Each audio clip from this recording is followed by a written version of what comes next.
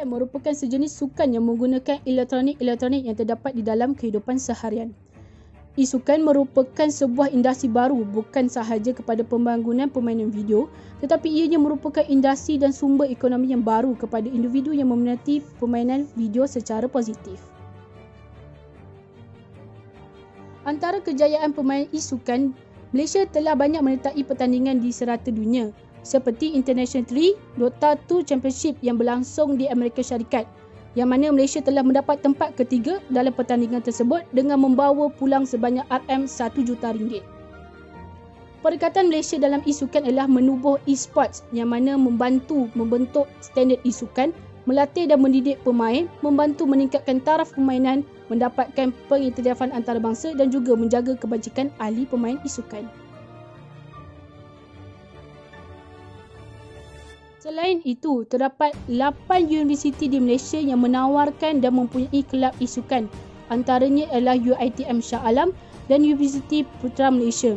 Kesemua kelab isukan di Institusi Pengajian Tinggi ini mempunyai hubungan rasmi dengan Persatuan Sukan Elektronik Malaysia, iaitu ESM.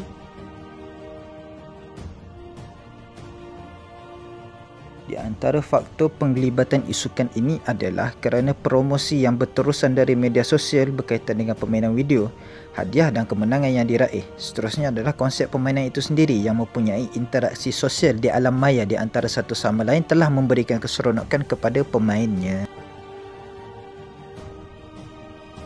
Seterusnya ialah nilai hadiah dan kemenangan yang tinggi itu juga mempengaruhi minat pemain itu.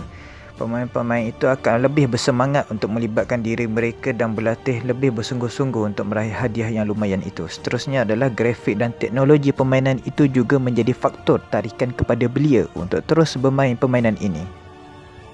Di antara penambahbaikan yang perlu dilakukan adalah mencipta sistem liga isukan supaya boleh melahirkan ramai atlet tempatan yang berdaya saing. Seterusnya boleh mencapai ke peringkat antarabangsa dan memberikan latihan kepada pasukan yang baru supaya boleh bertanding secara profesional. Mendedahkan maklumat dan kelebihan permainan digital atau isukan ini kerana ia boleh menjadikan pemangkin masa depan yang cerah seiring dengan pembangunan ekonomi digital masa sekarang.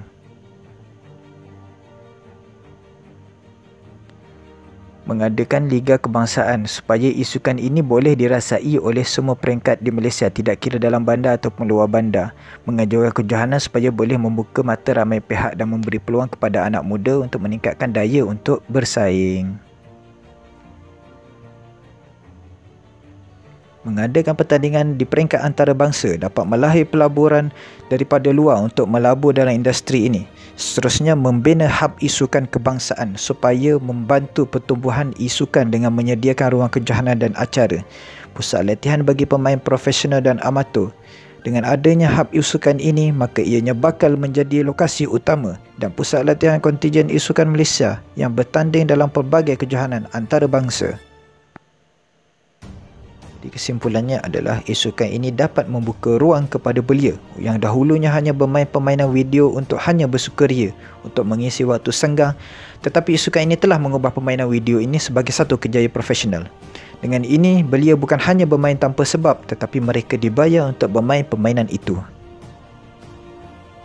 Tidak peliklah bahawa kementerian seringkali untuk mempromosi dan memperkasakan isukan di Malaysia agar ramai belia yang turut serta dalam membangunkan industri ini seterusnya mengharumkan nama Malaysia. Golongan belia juga perlulah menyahut cabaran dan seruan kerajaan ini berganding bahu dalam membangunkan industri ini. Jika sesuatu usaha itu boleh dilatih dari awal iaitu usia muda, tidak mustahil bagi Malaysia untuk melahirkan pemain-pemain yang profesional. Oleh itu, maklumat berkaitan isukan ini perlulah didedahkan dari peringkat sekolah rendah sehingga ke peringkat universiti.